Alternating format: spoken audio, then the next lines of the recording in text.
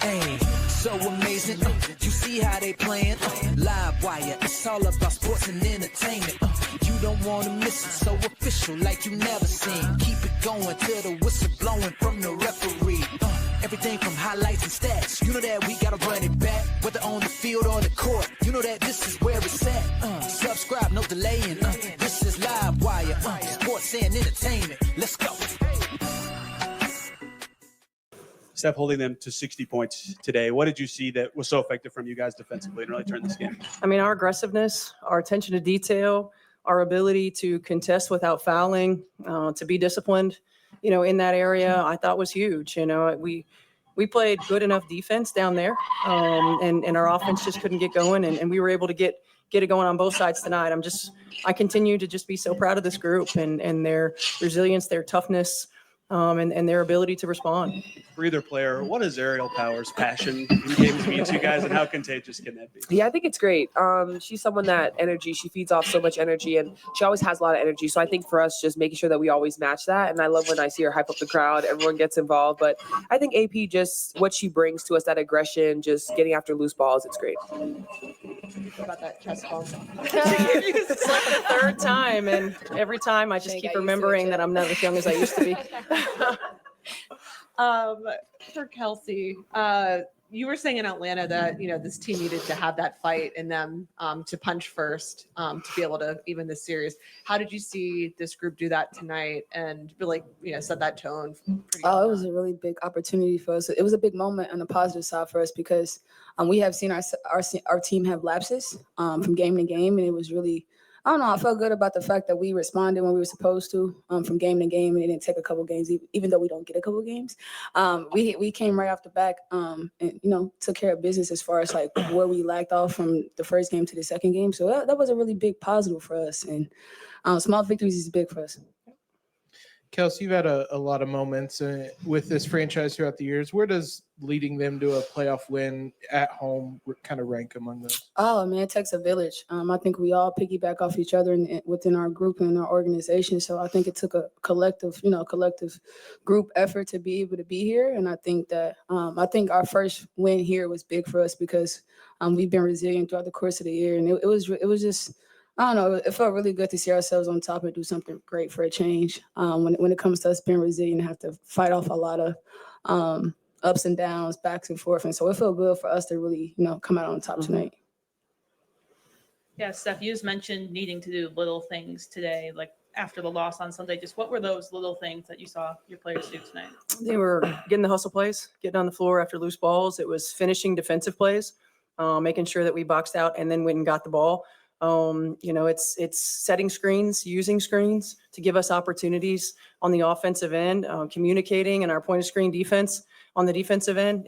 We took care of those things. I mean, you're going to have your moments in game, but when you continue to have more moments where you are executing and have more moments where you are playing with multiple levels of effort, good things usually happen. And our group was able to do that. What stood out to you about able to get going? It looked like there were some turnovers elsewhere, and so you kind of put it into your own hands and had that nice run before some foul calls. Yeah, I think for me, just continue to be assertive, just reading the defense, trying to get good possessions going. If I just get the ball, feel it out, see where the ball needs to go next, whether that's shoot it or pass it. I mean, I'm just kind of just taking what the defense is giving me. That sequence at the end of the third quarter, just speak to the importance of that, and that kind of feel like sort of like the backbreaker for Atlanta, so to speak, when you. Yeah, that was great for us. That seriously was scoring the ball and then getting that tip and then like seeing that three. I mean, the energy, everyone felt it. The crowd was going crazy, and we just used that momentum into the fourth. Kelsey, going into a do or die game 3, what excites you about that opportunity as a competitor? I think it would be a really good challenge for us. I think. Obviously we want to win a game and they want to win a game. So I think somebody has to lose and somebody has to win, obviously. But I think that we take tonight for what it is and start mentally preparing right, once it hit 12 o'clock and being able to go into what's important for Thursday. And so, like I said, it's a big opportunity tonight, but you gotta let it be the moment and let it kind of fuel you for Thursday, but you got to move on. Tamika was in the building tonight. What does it mean to you, like to have a legend supporting you from the sidelines? Yeah, I mean, you said it. She's a legend. Anytime you have a legend come into this building, especially Tamika being who she is, I mean, it's just amazing. I saw her before tip, and I just like the biggest smile came across my face because I mean, you're competing, but Tamika was here and she really put the Fever on the map. And so for us to be in the same position, getting a first playoff game here in a while, it's just great to have her.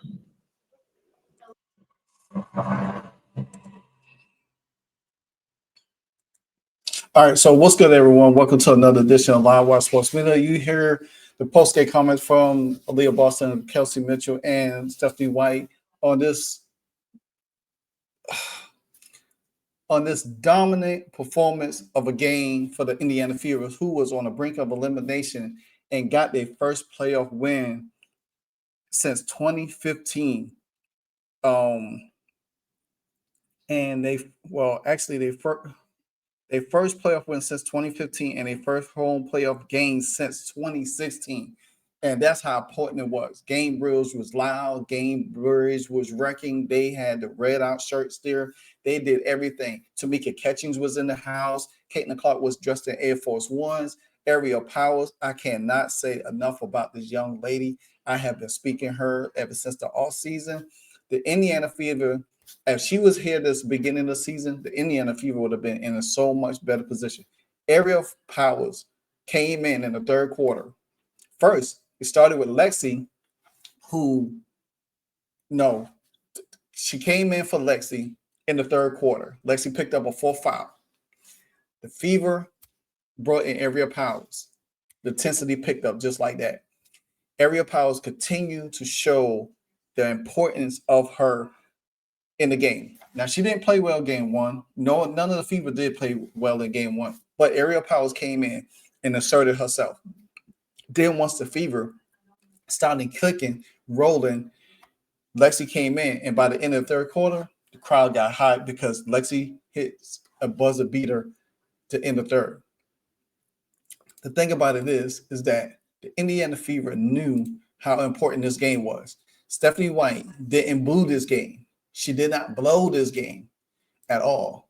If you look at the box scores, and I said this in my last video, I said if the Fever take it to them, put them in foul trouble, and go after them, they'll win this game.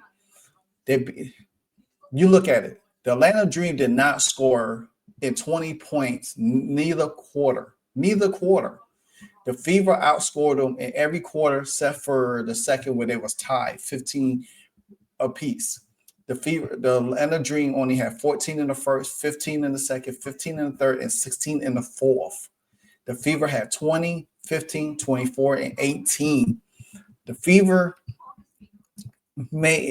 now throughout the first 2 quarters, it was very slow pacing, but everybody contribute. KK came into the game. Tipson came into the game early on in the game. She made key moments of it. She made key moments of the game. She was in the game. She helped the Fevers play solid defense.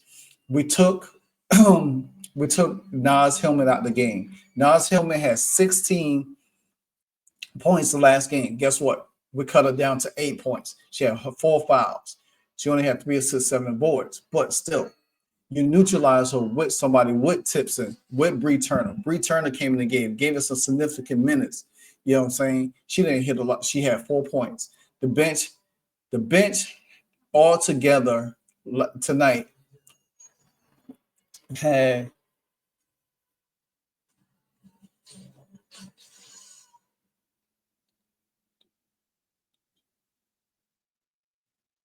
the bench had 19 points tonight. The bench had 19 points. I keep saying it. Stephanie White has to utilize her bench. That's the only way she's going to win these games. She's going to have to neutralize this game. And guess what? Even though the officials was still kind of bad tonight, but they wasn't treacherous, the Fever was 15 from the free throw line. They was 100% from the free throw line. They didn't miss no free.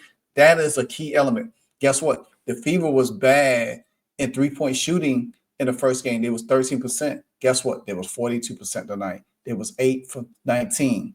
You know what I'm saying? They even cut down the Atlanta Dreams 3-point shot and made them shoot 26% from the 3. The Fever out rebounded them 37-27. They didn't have that much assists. Well, you know, with Caitlin Clark, they're not gonna get a lot of assists. Steals, blocks, probably about the same. Turnovers, we had 19, they had 16. Points over turnovers, they had 6. We had 6, they had 7. Points in the paint, we had 38, they had 6.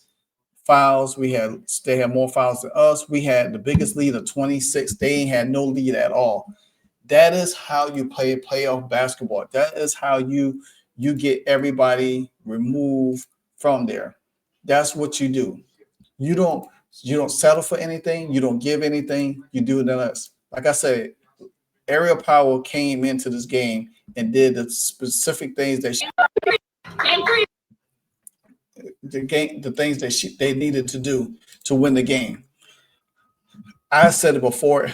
Odyssey Sims has not played well in the first 2 games. She has not, you know, and I don't know if she's getting in her head or whatever the case may be, but she has not played well in these last few games. But Aaliyah Boston showed up. She played aggressive. She went at Bree Jones. That's what we need her to do.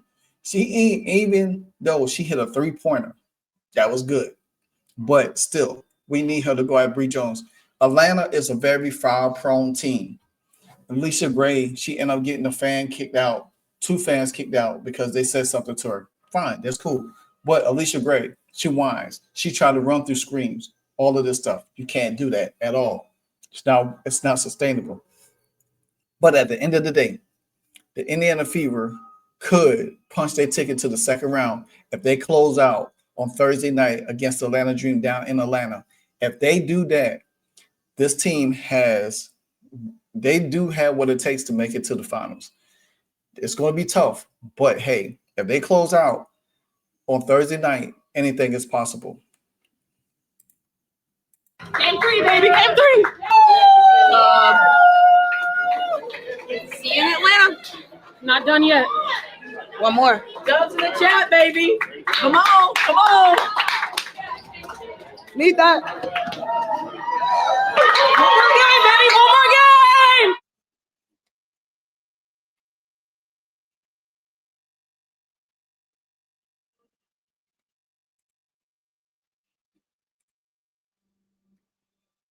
That's right.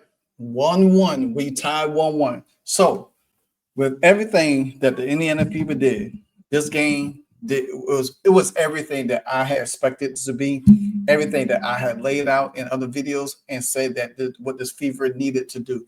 They actually needed to be the enforcers. They needed it to be the bullies, not allow the Atlanta to bully them. When Atlanta could not get in a rhythm by building them and getting them in foul trouble, you see Atlanta started getting in their head. They started feeling uncomfortable. And that's how you got to make a team like Atlanta. Because Atlanta, like I said before, if Ryan Howard and Alicia Gray is not shooting the ball well, the Atlanta Dream can't win. They can't win.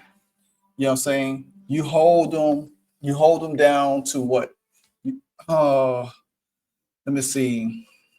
I think Ryan Howard had what? She had 10 points, and you had Alicia Gray with 9. So you cut their total almost in half from what they had in the first game. Cut them down. And that's how you got to play them. You got to make them work. You got to make them be the ones that chasing you all over the court. And when that happens, guess what? You're able to win the game. Now, Thursday is going to be crucial. The Fever going to have to come with the same intensity in Thursday night's game. But Shea Petty played well when she was on the floor. Ariel Powers played well. Tipson played well. Bree Turner played well. Everything played well. Now, it's going to be interesting. Would Damaris Dantas be available for Game 3? That's going to be very interesting. If Damaris Dantas be available for if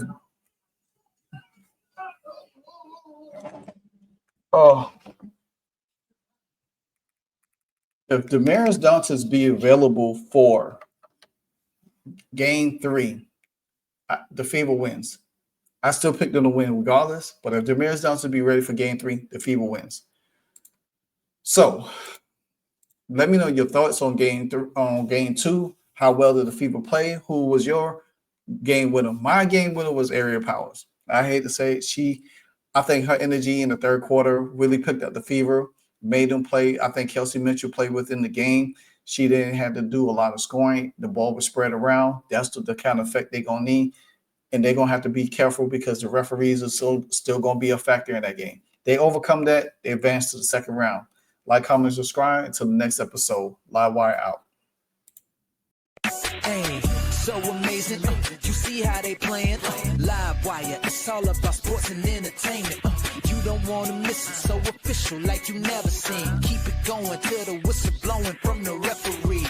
Everything from highlights and stats. You know that we gotta run it back, whether on the field or the court. You know that this is where it's at. Subscribe, no delaying.